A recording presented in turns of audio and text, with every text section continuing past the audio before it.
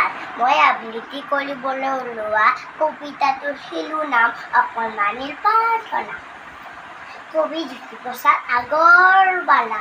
পোহৰ দিয়া আৰু পোহৰ দিয়া, মনোলেন্দা লাটত কলি আলোকলৈ নিয়া।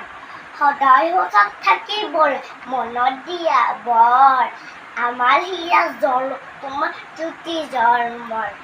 সুন্দৰ তুমি য'তে আছা, আমাক মৰম দিবা, ফুলপতি বেলিয়ালত থাকি হাঁহিবা।